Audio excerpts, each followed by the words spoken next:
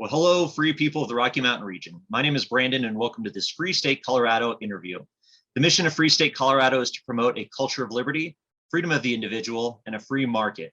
Today, I'm joined by Holly, a deplatformed freelance journalist, entrepreneur, 2020 election judge, and political junkie.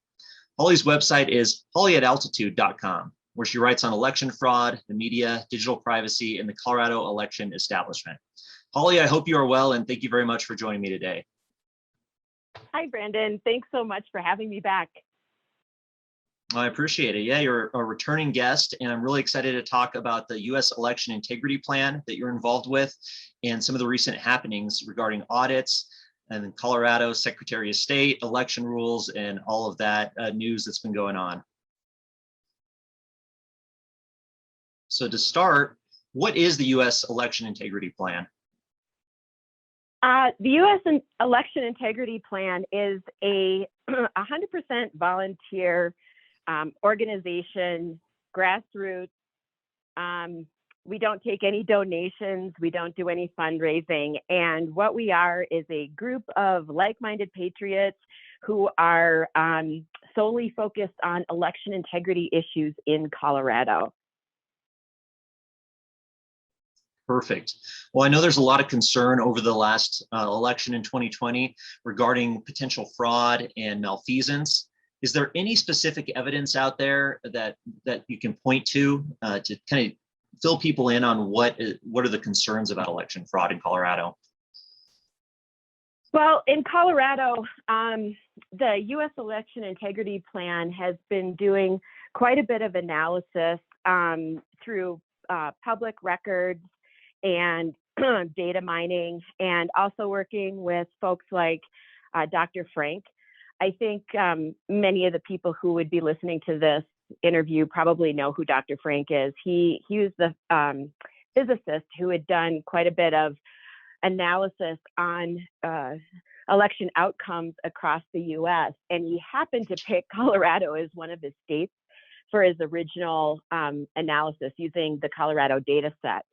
And he gained national popularity through Mike Lindell. And when Mike Lindell was doing all of his, basically they were kind of like interview documentary types of video pieces, Dr. Frank was featured in there. So, you know, Dr. Frank has been working with quite a few people and groups in Colorado. Now, through that, we've been finding quite a bit of, I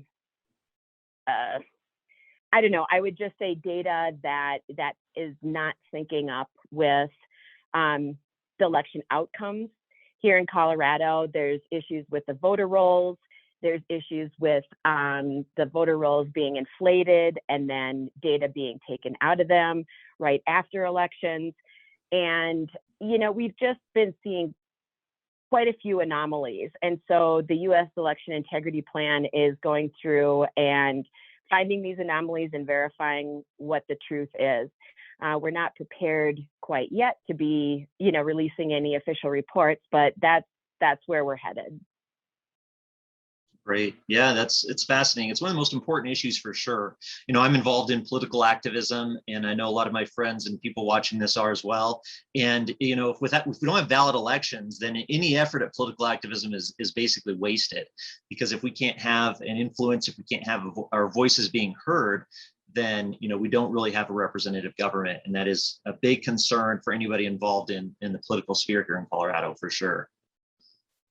Right. And it shouldn't be a conservative issue, right? It should be a nonpartisan issue, because ultimately, if we don't have free and fair elections, that takes away citizens' ability to vote on who governs them. You know, you don't have a sense of self-governance at that point.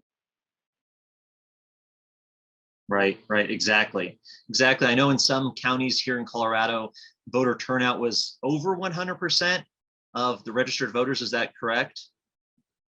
That's correct. And that's been an issue for the turnout for 2020 was a big issue, because there were several counties that had over 100% turnout. But prior to that, Tom Fitton and his outfit, what is his legal organization. I can't remember the name Oh, of it, but Judicial I Watch? know Tom.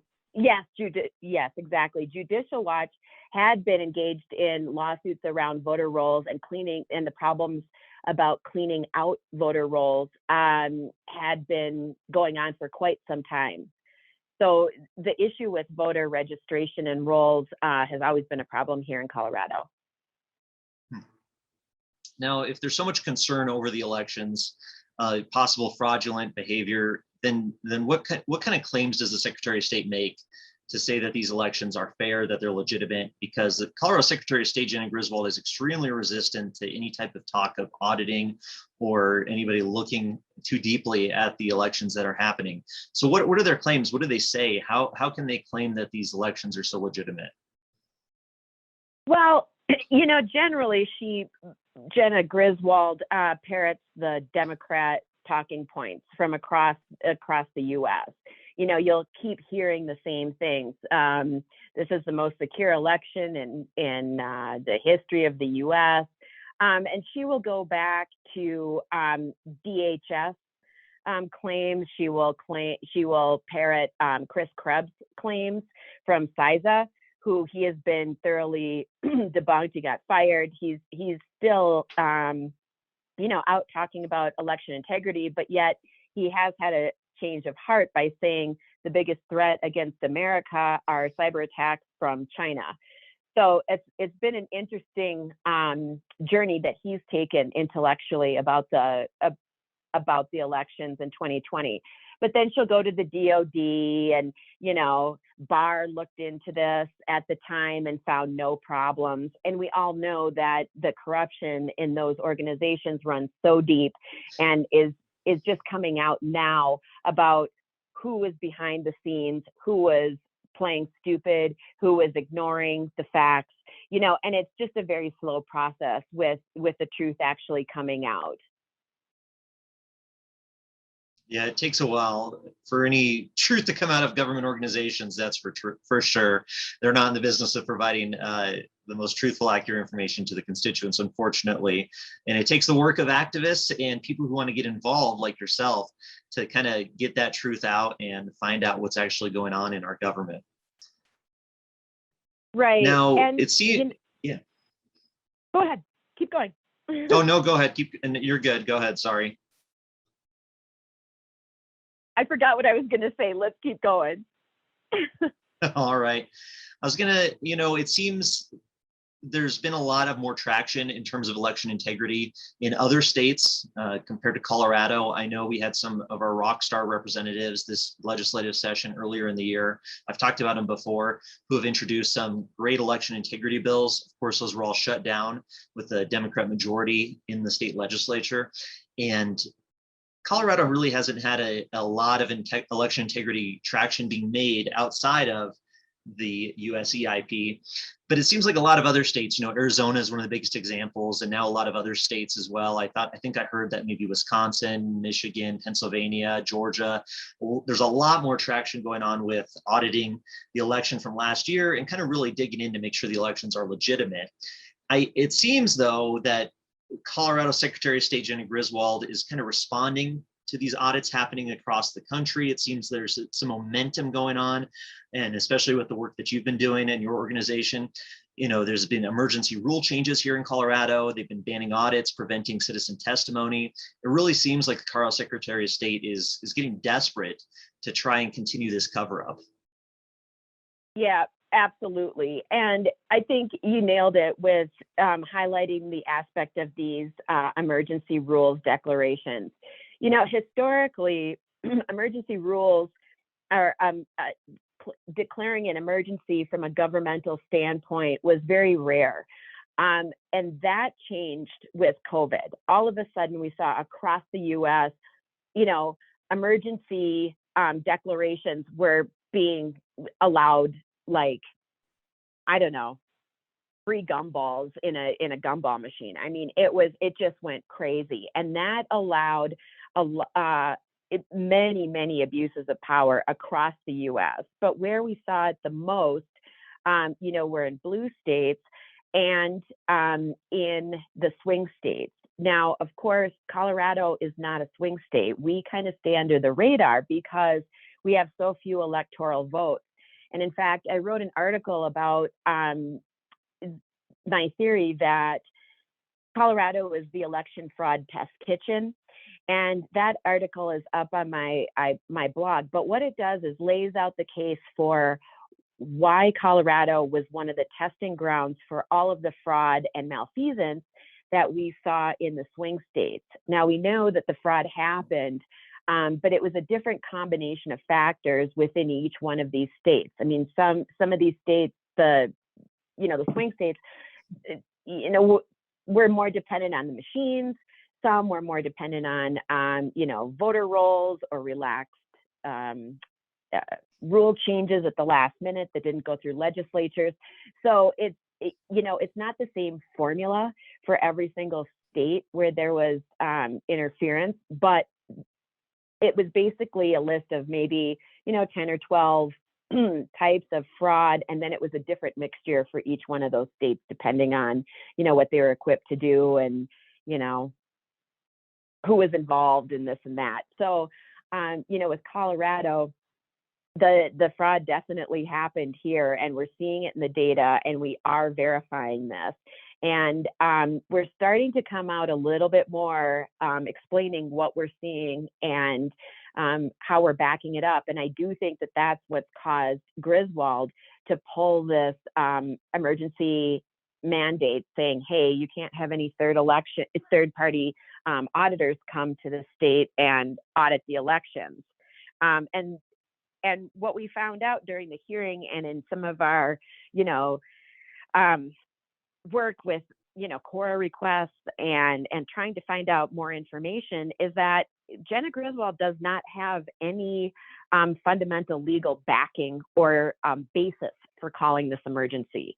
And that's where,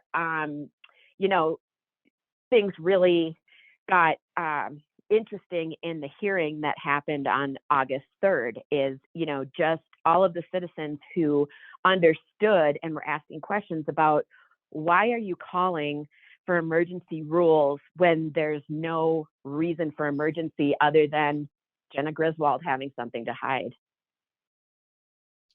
Wow. So just last week on August 3rd, the Secretary of State had a hearing basically to discuss these rule changes, to invite public comment, and to kind of go over what their plans are at the Secretary of State's office. Now, it looks like you guys were pretty prepared and went in there with, how many petitions did you have when you guys showed up there?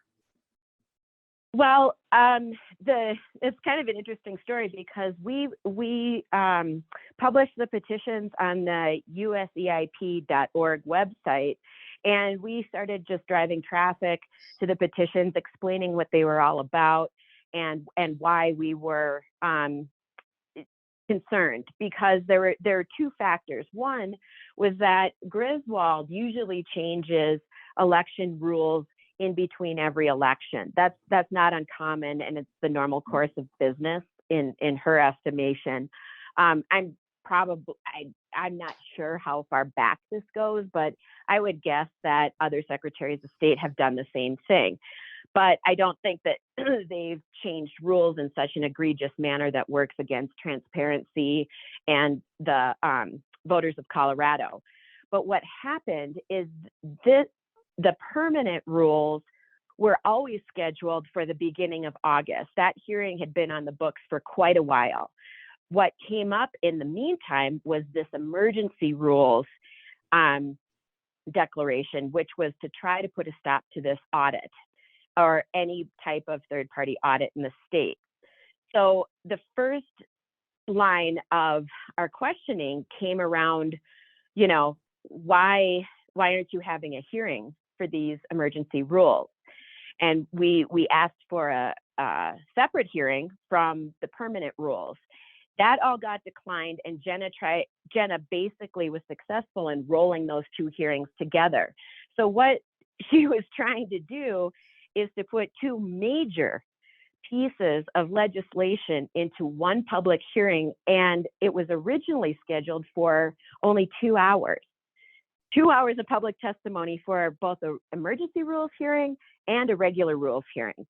Well, push comes to shove, and we had garnered hundreds and hundreds and hundreds of affidavits, or actually petitions, I should say, and we're pushing them through the Secretary of State.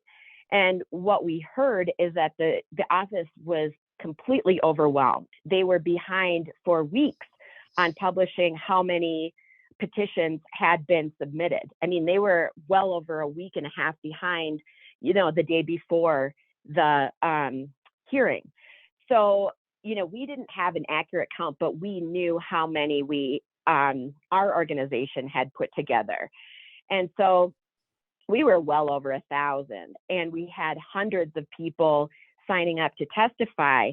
And what had happened is, as I mentioned, the hearing was supposed to be for 2 hours. Well, they had to extend it on the day to 4.5 hours of testimony. And then they had another 50 people set to testify on the following Thursday.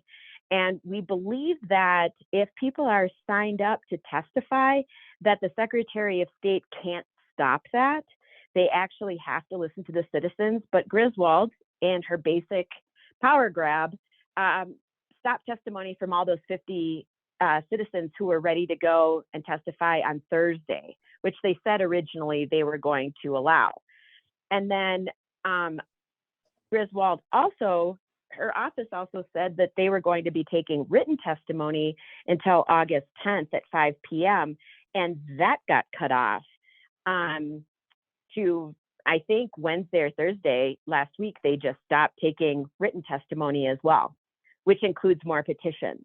So it's clear that they do not want to hear from the citizens. Wow, that's incredible. Yeah, I'm sure the Secretary of State's office is used to just kind of doing whatever they want without much public interest and people becoming involved. And really, I'm sure it was shocking to them to see so much interest. I can't imagine they were too surprised with all the audit talk and election integrity talk that's been going on. But yeah, I'm sure they were overwhelmed. Looking at the U.S. Yeah, the record number of petitions that they had ever seen was 17, and then they got over 1,000. So you can imagine they were probably a little shocked. Yeah, I can only imagine. I've been to plenty of legislative testimony hearings at the state capitol, and if you get that many people, it's kind of newsworthy. I can't imagine at a Secretary of State's rule change meeting to get that many people. It must have been a real shock to the committee members that were there. Looking at the US EIP showed shock. Sorry. Yeah, they were shocked. Their faces weren't happy. No, not at all. Yeah, that's funny. Yeah, and it's great. Politics is a participatory sport or event. It's something that people need to get involved.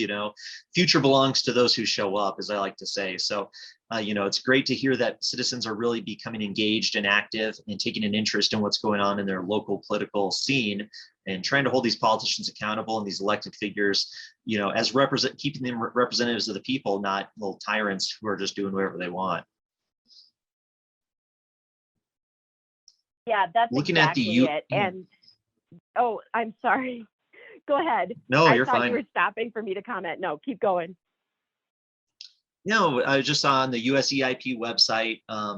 Some of the concerns regarding these rule changes. I just wanted to mention that just for the people watching. I definitely recommend checking out the website. The blog is great. You've been doing a great job with that. And one thing it says here, power grabs are back on the menu, boys. Griswold's normal rule, this is from the blog, I'm quoting, Griswold's normal rule changes are equally outrageous as the emergency rules. In summary, the dictator's rules do two things. First, it negates key decision-making, auditing, transparency, and oversight abilities from both the county clerks and Colorado voters who run elections. Secondly, it centralizes election power to the state.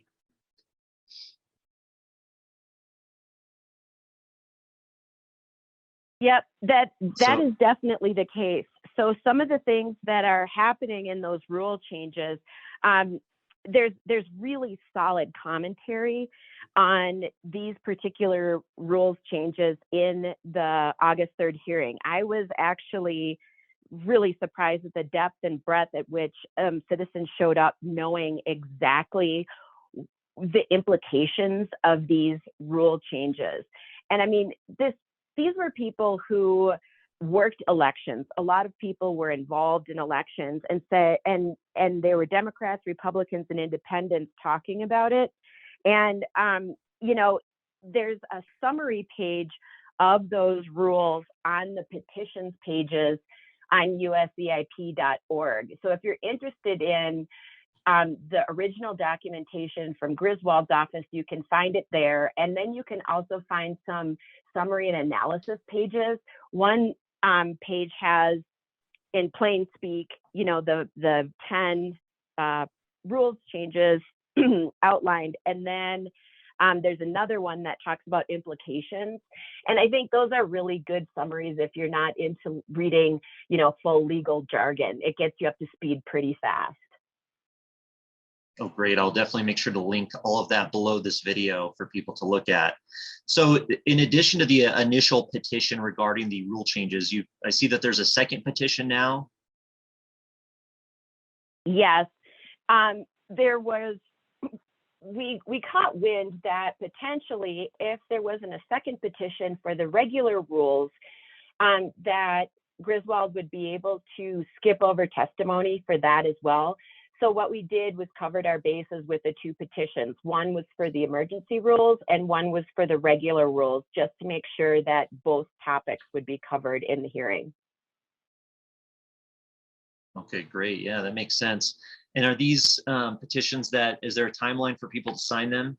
Because today's August 8th, I'll get this up as fast as possible. Yep. As I said, Griswold shut down written testimony on Thursday of last week.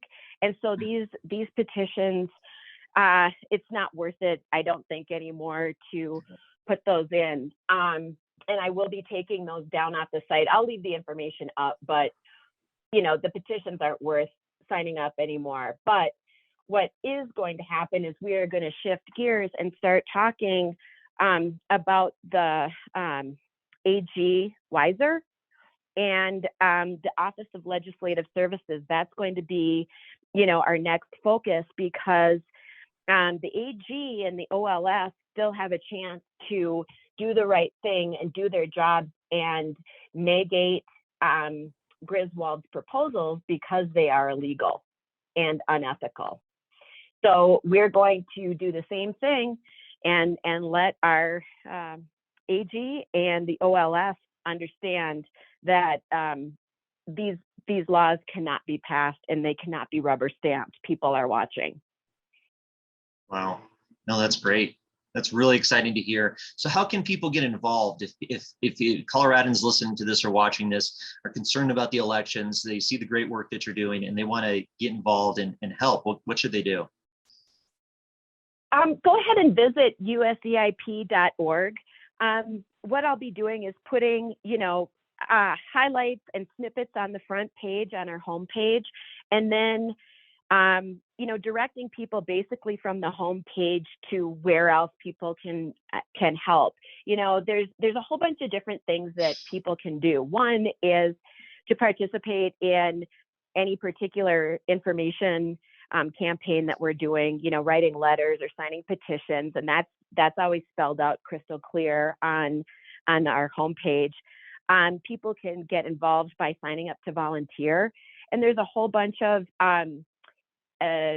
suggestions and types of duties that people can get involved in, you know, and that's easy to do as well. That's on our Get Involved part of the website. And then finally, on our news section, I try to keep that updated, you know, maybe one or two big news items per week, and just sharing that information through your chat groups, through email, through your church groups.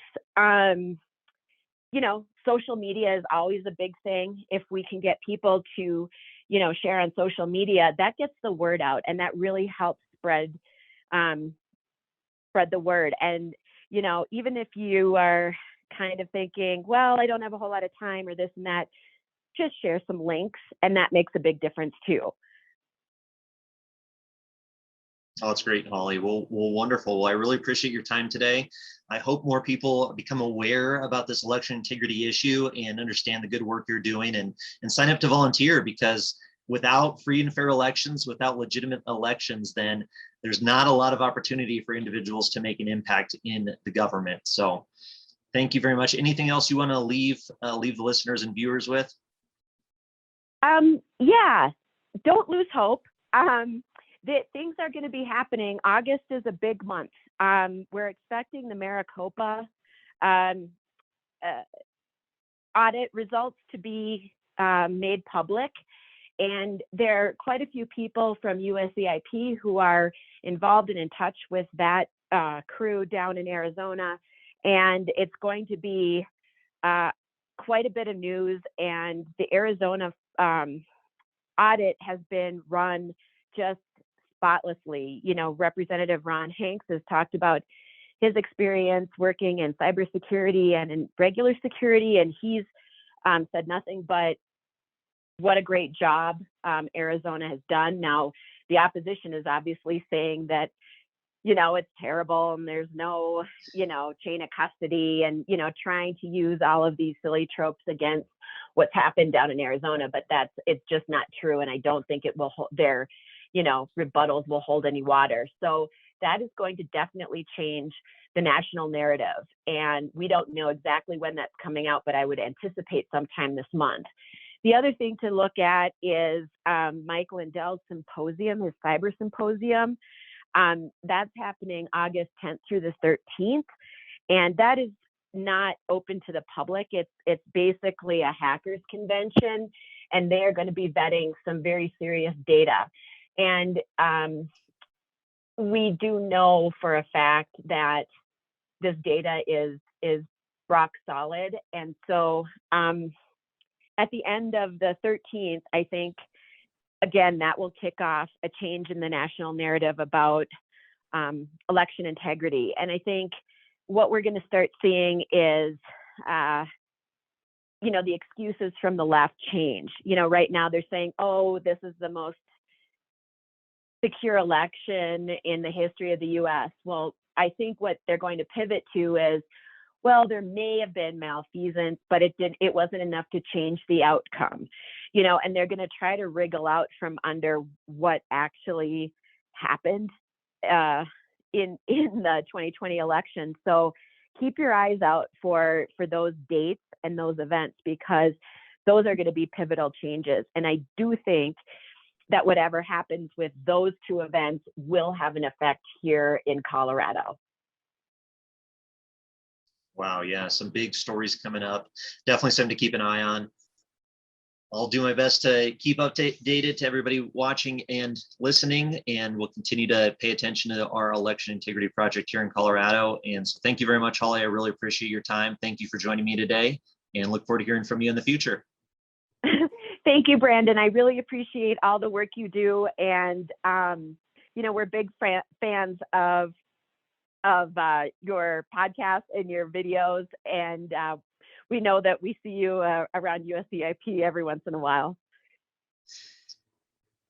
Well, perfect. Well, thank you very much for that, Holly.